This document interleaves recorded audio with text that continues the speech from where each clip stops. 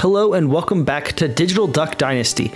My name is Szykz and we are continuing our journey through the Pokemon regions with our digital duck Porygon. Last episode we beat Pokemon Yellow, and if you missed that, make sure to go back and check out that video. Today we will tackle the next region, that being Johto with Pokemon Crystal. Johto should be a pretty easy region overall, but does Porygon have what it takes? We will find out today.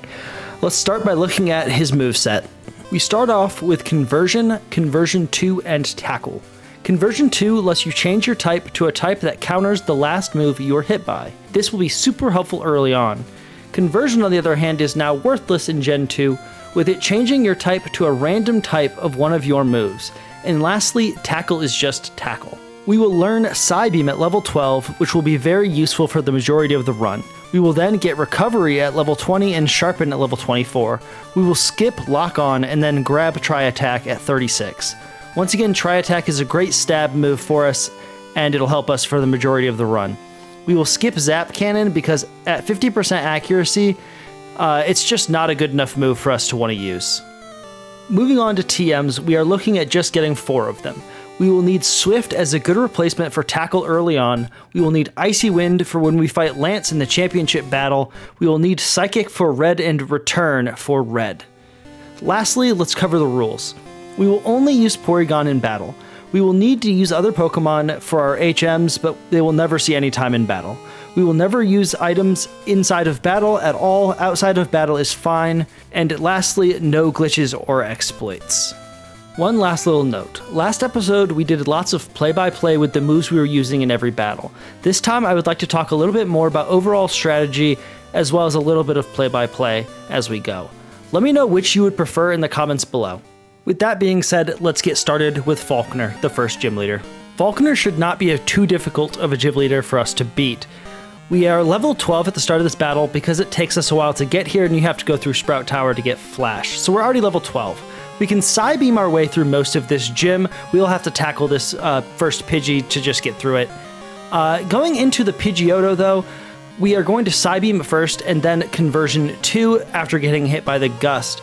We will then be hit by a couple Mud Slaps, which will lower our accuracy, which is going to be a giant pain in the butt. But overall, it's not that big of a deal. We will miss a few times, but we can just Psybeam our way through the rest of this battle. Again, this first gym should not be much of a problem at all. We are over-leveled, and we have Psybeam, which, again, we're going to be using much of this run. With that last Psybeam, we beat Falkner, and we are able to move on. After beating Falkner, we go into Union Cave, and we grab the TM for Swift, and we immediately teach it before we go to Bugsy. This gym is not necessarily any harder than Falkner, but it is a little bit more annoying. We don't have the tools to deal with his Pokemon. All we have is Swift, and that's particularly annoying because all he has is a Metapod, a Kakuna, and a Scyther. And Kakuna and Metapod will just harden over and over again while we try and Swift into them. So we beat that Metapod very easily after a couple Swifts and a couple hardens by them. Once again, the same plan goes into Kakuna. We Swift twice and is able to take it out. Scyther is a bit of a different beast. We are not able to just Swift our way through because he's a much better Pokemon. He has Fury Cutter, which will get better each time it hits us.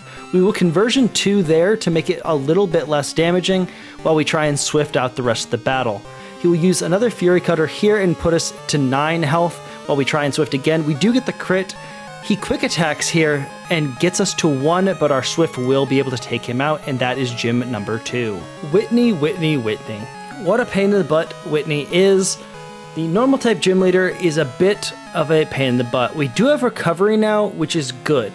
We are also able to just Psybeam a decent amount through this battle, but we will not have anything that's just super effective or super helpful. We are going to Swift our way through Clefairy, and that is the Clefairy battle. But out comes Miltank, which is going to be a pain. Rollout is the bane of our existence. We will Psybeam, can try and Conversion 2 to make it less damaging. We will then turn into a ground type and recover. We're going to get a little bit of recovery here, and then we will try and recover yet again through another rollout. Frankly, we get very lucky here and rollout misses, and we get a confusion on this Psybeam. She gets confused, and we are able to just Psybeam our way through the rest of this battle without any issue. We will take a Stomp, but the last Psybeam will take Whitney out. and we have gotten yet another gym badge. Next, we have the rival battle in the burned tower, and I did forget to record the rival battle after we beat Bugsy, so I do apologize for that, but let's get into this battle right now. First, the rival will send out his Haunter, and we will obviously send out our Porygon. We will be able to Psybeam our way through most of this battle. It's incredibly weak to it. After the Curse, it takes it out. Next comes the Magnemite, in which we will be able to just Sharpen and get our attack up here. We take some damage from the Curse. We do get confused by the Supersonic, but we will hit through the Swift, take it almost to death. We take more Curse damage. We take a Sonic Boom, getting us pretty low. We'll try and recover here, and we are able to, and we will take yet more damage from the Curse. Another Sonic Boom, try and recover again. Curse is becoming, well, no pun intended, it's becoming a bit of a curse. We continue to play this game of Curse, Sonic Boom, Recover, Curse, Sonic Boom, Recover. As I said, it's just a big pain, but we eventually are able to take it out with the Swift here and move on to the next Pokemon, which is his Zubat. The Zubat comes out and we're able to Psybeam it here, killing it in one shot, in which he will have to send out his Croconaw. Croconaw, we will have to recover here, and we will get hit by the Curse. We will take a bite, but it does almost nothing. We Psybeam here. The Psybeam just doesn't do enough damage, and I think probably Swift is the next thing we need to do once we are able to attack again, but we do have to recover a couple more times just to get ourselves in a position in which we will be able to attack again. And we take a bite, and we're able to Swift here and get the kill. Moving on to Morty. Morty is going to be one of the easiest gym leaders for us in this entire game. That is because Morty's entire team is weak to Psybeam. So again, this gym should be incredibly simple as we move into the battle. He will send out his Ghastly first, in which we will obviously send out our Porygon and hit him with a Psybeam, and that will take him to death. Moving into the Haunter. Haunter should be incredibly easy, but he hits us with a Hypnosis, which is what makes this gym a little bit difficult, as well as we have to deal with the Curses once again. We get hit by the Curse, we're still asleep. We're going to take more Curse damage while we're asleep. We're eventually going to wake up and hit him with the Psybeam, and it will kill. Even though we did kill it, we do now have to contend with Morty's best Pokemon, his Gengar, and we are in a dangerous health area. We will have to recover here, but we will get hit by the Mean Look, not that we were going to ever be able to escape anyway. We will hit another recover here, and we will move into our Psybeam Barrage. We hit him with one here, takes him to just above death, and we will hit him with another, and down goes the Gengar. Morty will send out his last Pokemon, another Haunter, and we will be able to take that one out, hopefully just as easily, with the Psybeam Barrage. Hit him with one, and it takes him out. Moving into the next gym leader, Chuck.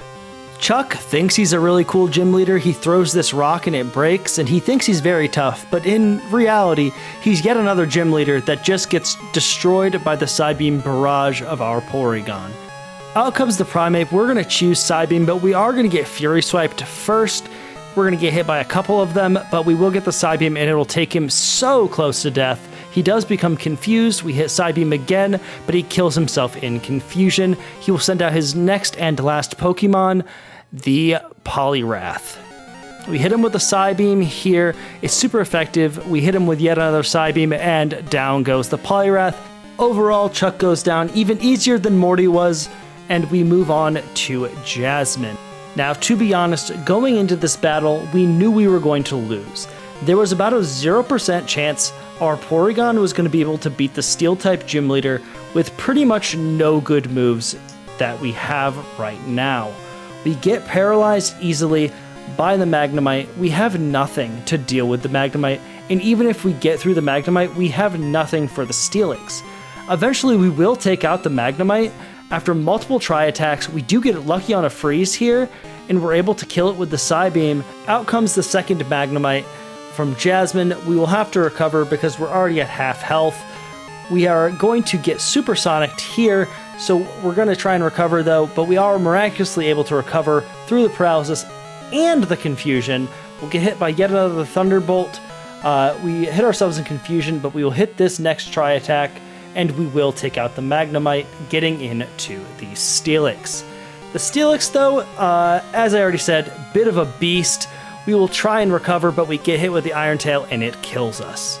I end up deciding there's about a 0% chance we're going to beat Jasmine at our current level, so we head to Mahogany Town to take out the Rocket Hideout with Lance and then take on Price. To be honest, Price is not a very tough gym leader to begin with, but if I'm being honest, we get incredibly lucky in this gym battle. He sends out his Seal right away, and we are immediately able to crit it with a Psybeam, and it dies, leading us into the Dugong. Going into that Dugong, though, we will have to set up a Sharpen. That Sharpen will lead us to eventually being able to take it out with a Tri-Attack, moving into the Pillow-Swine. But we will first learn Zap Cannon, but again, we want to skip Zap Cannon. 50% accuracy is just not good enough. So he sends out the Pillow-Swine, we Tri-Attack, almost killing it, sliver of health, we take a Blizzard, no big deal on that. We hit him with a Psybeam. After he fully recovers with a Hyper Potion, we crit on the Psybeam, killing him, and down goes Price. As I said, easy gym in general, but we do get incredibly lucky as well. Moving back to Jasmine. Now we have a bit of an unfair level advantage against Jasmine here. Magnemite's level 30, I'm level 44. We are going to Sharpen here. We Sharpen again, and we hit it with a Tri-Attack. We do get incredibly lucky, though. We don't get hit by 2 Thunder Waves. Moving into the second Magnemite. The second Magnemite comes out, and we Tri-Attack it, and it immediately goes down, leading us into the Steelix. Steelix is a beast among beasts. We hit it with a Tri-Attack here, doing almost nothing. We take an Iron Tail, doing more damage than we were able to put out. We hit him with another Tri-Attack, taking him to about half health. We'll take another Iron Tail, and we just have to play this battle in which we are going to probably lose until we freeze him. We are incredibly lucky that we got that freeze. They do Hyper Potion up, but we are going to be able to just take it out now. Steelix nor Jasmine can do anything about being frozen. We just Tri-Attack ourselves to victory here. Once again, we are just incredibly lucky to win that gym battle, but we head to the Rocket Radio Tower in which we easily beat them, and we move on to Claire, the 8th gym leader. To be honest, we have nothing up our sleeves against Claire. Claire, we have no moves that really are super effective. We are just gonna Sharpen and Tri-Attack. That's it. We actually get paralyzed here, but we're going to continue to Sharpen, and then we're going to Tri-Attack our way through literally the rest of the gym. We take a Surf, and we will hit the Tri-Attack here, killing the Dragonair, and moving into another Dragonair. We will Tri-Attack after taking a Thunderbolt, and we will yet again kill that Dragonair. She sends out her 3rd Dragonair after we level up, and guess what? We'll Tri-Attack again, killing that Dragonair in one shot, and then she sends out the Kingdra, in which we will Tri-Attack after taking a Surf, and it will die. Again, no tricks, easy gym. We just are over-leveled because Johto is incredibly easy, and we head to the Elite Four against Will first up. Will, nor most of the Elite Four will be any real issue for us. We are going to be able to Tri-Attack through most of this Elite Four, especially against Will. Here, we will Sharpen to start off. We will get, unfortunately, Confuse Raid here, so we do start off being confused, but we are able to Sharpen one time. We will take a Psychic, and then we start the Tri-Attack Barrage here. Down goes the Xatu first, and he will send out the Jinx. The Jinx will lovely kiss us, putting us to sleep, which is pretty unfortunate. We're going to take a couple Psychics here, which is a giant pain, but we wake up in one turn, Tri-Attack, and kill it. He sends out the Executor. We are not going to be able to kill this in one shot. We do Tri-Attack, and it gets him very low. He gets burned. We will take a Psychic, putting us incredibly low, and we will recover while he burns to death. We will take a Psychic here, and he will again burn himself to death. And then out comes the Slowbro. We will start off with a Recover because we are low in the health. He does an Amnesia for himself, but doesn't matter because we're Tri-Attacking. We're not using a special attack. He uses Curse, and it's not going to matter at all because we Tri-Attack and kill the Slowbro. Will has one last Pokemon, and it is yet another Xatu. He will start off with a Confuse Ray, which is unfortunate. Again, we're confused. We will hit ourselves in confusion, but we just need one Tri-Attack to take it out, and we will get it here. Down goes Will, and we move on to the next Elite Four member, which is Koga. Koga clearly didn't pay attention in Kanto, and he will pay for his incompetence. We have Psybeam, and he will lose to that alone. First, he sends out his Ariados, and we will start off with a Psybeam, and it will take out the Ariados in one shot. And we will move in to his next Pokemon, which will be the Venomoth. The Venomoth comes out, we will sharpen one time, and we will sharpen yet again. We will take a Supersonic, getting confused, and we will try and sharpen yet again for a third time. This is because we know that the next Pokemon after Venomoth is actually a Fortress, and which we cannot just Psybeam our way through. We only can Tri-Attack at this point, and it will not even do that much damage even after 3 sharpens, but the second Tri-Attack will take it out, moving into the beautiful Muck. Muck, being the putrid pile of garbage that he is, will take 2 Psybeams to take himself out. We will actually hit the Psybeam through the Minimize, and we move into Crobat. Crobat can be scary. He does Double Deem here, in which will cause us to miss a couple times. But it really doesn't matter because we will be able to Psybeam and kill it. He does get the full restore there. But again, we are just trying to Psybeam our way through the rest of this battle, and it will work out.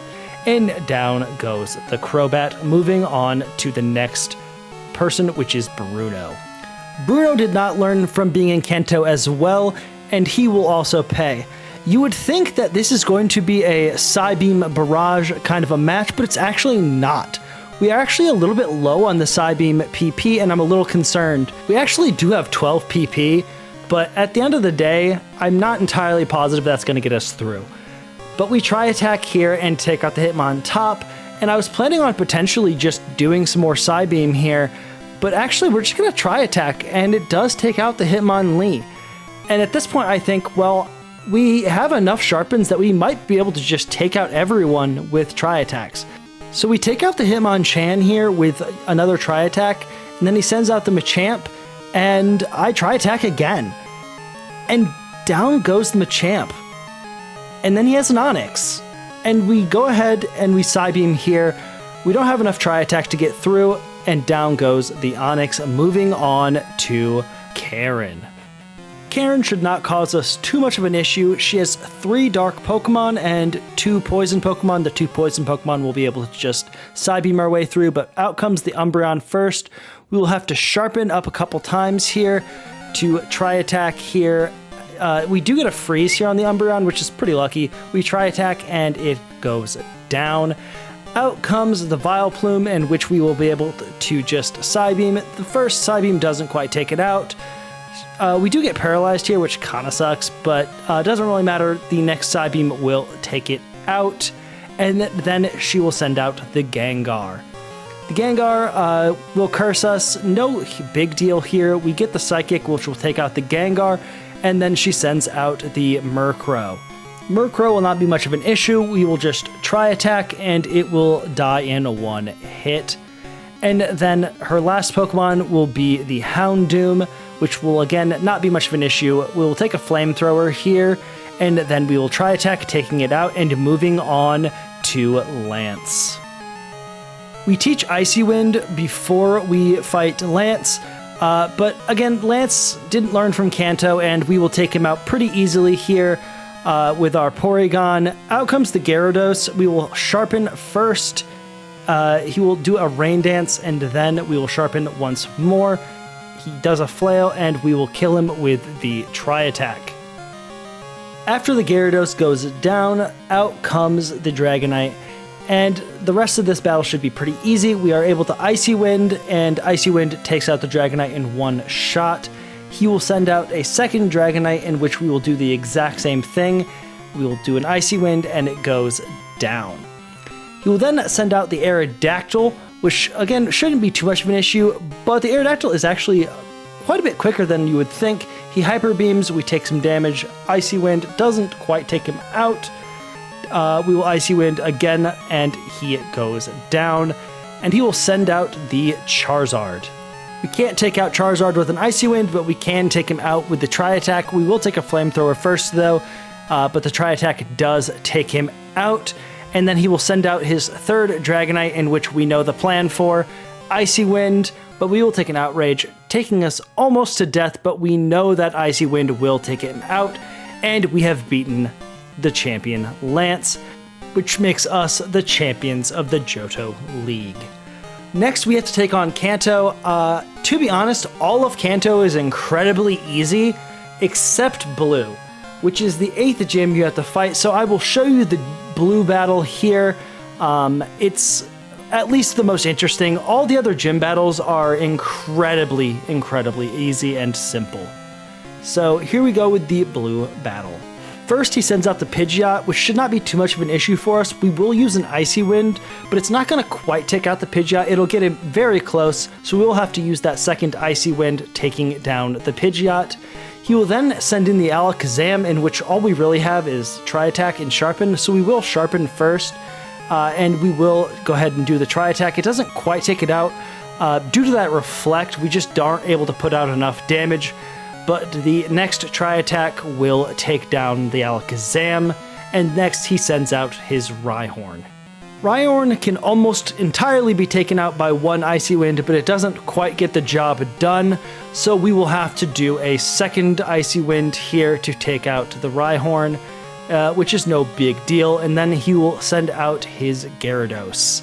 The Gyarados should not be much of an issue for us, but we do have to contend with this Sandstorm. The Reflect does fade here. We end up deciding to recover here. We are pretty low on health. I think it's a pretty bright decision. We take a Hyper Beam, and he's going to have to recover and take a turn to come back from that. We do Tri-Attack, and that will take out the Gyarados. This takes us to his Executor, in which we have Icy Wind for, but we are still contending with that Sandstorm. We are going to Icy Wind here, and it does not quite take out the Executor. We will have to do one more Icy Wind, and then we have one more Pokemon to deal with, which is his Arcanine. We are pretty low health here. We will have to take a Flamethrower here, and we will then recover, and we'll have to recover again after taking yet another Flamethrower. So that is at least good that we had to recover on deck. We Tri-Attack, and we'll have to Tri-Attack to try and take out the rest of this battle. We get him to a health in which we would just have to Tri-Attack once more, but he does use the full restore, and we just Tri-Attack and get a critical hit, and that takes out Blue, and we have one more trainer to fight, and that is Red. We're kind of going to just talk through this Red fight because, spoiler alert, we kind of get bodied. This Red fight is just incredibly hard. Pikachu is incredibly fast, and he sets up the Charm, which basically makes our return not as good. It just doesn't put out enough damage. So we struggle to get through the Pikachu without getting paralyzed, which we don't get paralyzed there, but we do take some time to get through it. The Espeon puts out massive Psychics, just huge Psychic damage, and we will eventually get through it, but we will then have to contend with a Snorlax, which is just a chonky man. So out comes the Snorlax, and we have to recover. And we are just not going to be able to put out enough damage to which we are able to kill it before it can kill us. So we will have to play the recover and then attack game, but ultimately he's just better at being able to attack us with body slams, and we are just hoping we don't get paralyzed by those body slams, but we do there, and eventually he just takes us out. So we will have to fight Red again after leveling up to level 86. So we start out this fight at level 86. As I said, we dodge multiple moves here, and we are able to sharpen up and get the return off and take out the Pikachu pretty easily, moving into the Espeon. The Espeon will hit us with a Psychic, but we are just going to hit him with a return, and it will take it out in one shot, moving into the deadly Snorlax. The Snorlax, he comes out, we hit him with a return, and we get incredibly lucky, and we do so much damage. We hit him with another return, taking him out, and out comes the Venusaur. At this point, I know I have the victory. I just have to recover and Psychic the Venusaur. He's going to set up a Solar Beam, but it doesn't matter. We hit him with a Psychic. It's not going to quite take him out, but we know that we can get the kill. Solar Beam is not going to take us out. Hit him with another Psychic, and we move on to Charizard. Charizard, not going to be much of a problem for us. We are able to just hit him with a return. We will take a Flamethrower before that, though, and the return is going to take it out in one shot, moving into his final Pokemon, the Blastoise. The Blastoise, we are going to have to hit a recover here first because ultimately we just don't want to put ourselves at risk. We will take a Surf here. Does not do enough damage. We hit them with a return and we get the victory and we've beaten Red. Super happy about that victory. It was a lot easier at level 86, but at the end of the day, it's a win. As we move into the Elite Four victory screen here, I want to thank you for joining me yet again on this Digital Duck Dynasty. We've beaten Johto, and overall, it was a pretty easy game to beat with Porygon, but I suspect things will get much harder as we head into the Hoenn region with Pokemon Emerald. If I'm being honest, Emerald is the first game I am beginning to question if we can do. There's a significant jump in difficulty here from Crystal to Emerald, but we're going to give it our best shot. I put my social on screen again, and I encourage you to subscribe to the channel for updates and notifications on the next video. Also, feel free to join the Discord, which you can find in the description. Hope to see you in Hoenn for yet another Digital Duck Dynasty. See you later.